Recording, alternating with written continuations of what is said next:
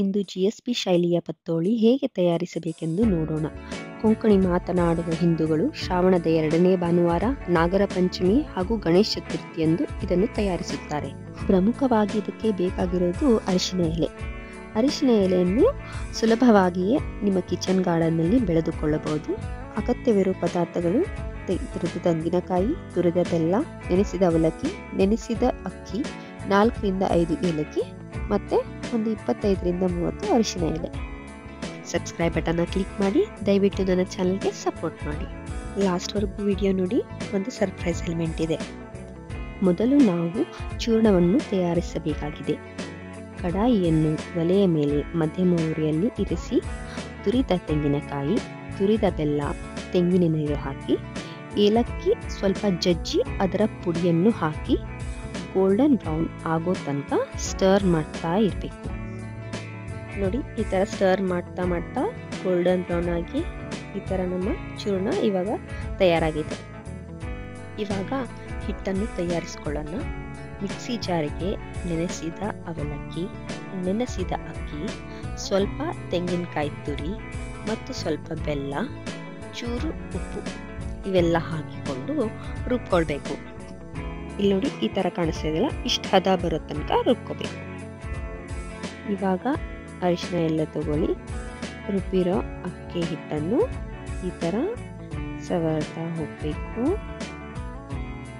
ಅರಿಶಿನ ಎಲೆಗಳಲ್ಲಿ aunty accidents ಹಾಗೂ ಆಂಟಿ ಇನ್ಫ್ಲಮೇಟರಿ ಅಂಶಗಳು ಇರುತ್ತವೆ. ಇದರಿಂದ ತುಂಬ ಹೆಲ್ತ್ ಬೆನಿಫಿಟ್ಸ್ ಕೂಡ ಇದೆ. ಡೈಜೆಷನ್ ಇಂಪ್ರೂವ್ ಆಗುತ್ತೆ, ಇನ್ಫ್ಲಮೇಷನ್ ರಿಡ್ಯೂಸ್ ಮಾಡೋದ್ರಲ್ಲಿ ಹೆಲ್ಪ್ ಮಾಡುತ್ತೆ, ಹಾಗೆ ಸ್ಕಿನ್ಗೂ ತುಂಬ ಸಹಾಯಕಾರಿಯಾಗಿದೆ. ಇವಾಗ ತಯಾರಿಸಿದ ಚೂರ್ಣವನ್ನು ಈ ಥರ ಮಧ್ಯದಲ್ಲಿ ಹಾಕ್ತಾ ಹೋಗಬೇಕು. ನಿಮಗೆ ಎಷ್ಟು ಕ್ವಾಂಟಿಟಿ ಬೇಕೋ ಅಷ್ಟು ಹಾಕೋಬಹುದು. ತುಂಬ ಸಿಹಿ ಇಷ್ಟ ಇದ್ದವರು ಇನ್ನೂ ಸ್ವಲ್ಪ ಜಾಸ್ತಿನೇ ಹಾಕೋಬಹುದು, ಆವಾಗ ತುಂಬ ಸಿಹಿ ಆಗಿರುತ್ತೆ. ಬಟ್ ನಾನು ಇವಾಗ ಸದ್ಯಕ್ಕೆ ಸ್ವಲ್ಪ ಮೀಡಿಯಂ ರೇಂಜಲ್ಲಿ ಹಾಕಿದ್ದೀನಿ, ಕಡಿಮೆನೂ ಅಲ್ಲ ಹೆಚ್ಚಿಗೆನೂ ಅಲ್ಲ ಆ ಥರ. ಇವಾಗ ಚೂರ್ಣ ಹಾಕಾಯ್ತಲ್ಲ, ಈ ಥರ ಫೋಲ್ಡ್ ಮಾಡಿ ಇಟ್ಕೋಬೇಕು. ವಿಡಿಯೋ ಸ್ಟಾರ್ಟಿಂಗ್ನಲ್ಲಿ ಹೇಳಿದ್ನಲ್ವ, ಒಂದು ಸರ್ಪ್ರೈಸ್ ಎಲಿಮೆಂಟ್ ಇದೆ ಅಂತ. ಅದೇನೆಂದರೆ, ಇವಾಗ ನಾವು ಉಪವಾಸ ಎಲ್ಲ ಇರ್ತೀವಿ, ಆವಾಗ ಅಕ್ಕಿಯನ್ನು ಸೇವಿಸೋ ಹಾಗಿಲ್ಲ. ಸೊ ಆವಾಗ ಏನು ಮಾಡೋದು? ಸೊ ಆವಾಗ ಅಕ್ಕಿ ಹಾಕೋ ಬದಲು ಗೋಧಿ ಹಿಟ್ಟನ್ನು ಹಾಕಿ ನಾವು ಬ್ಯಾಟರನ್ನು ತಯಾರಿಸ್ಕೋಬೋದು. ನೋಡಿ, ಅದು ಕೂಡ ಈ ಥರ ಕನ್ಸಿಸ್ಟೆನ್ಸಿಯಲ್ಲಿ ಇರಬೇಕು.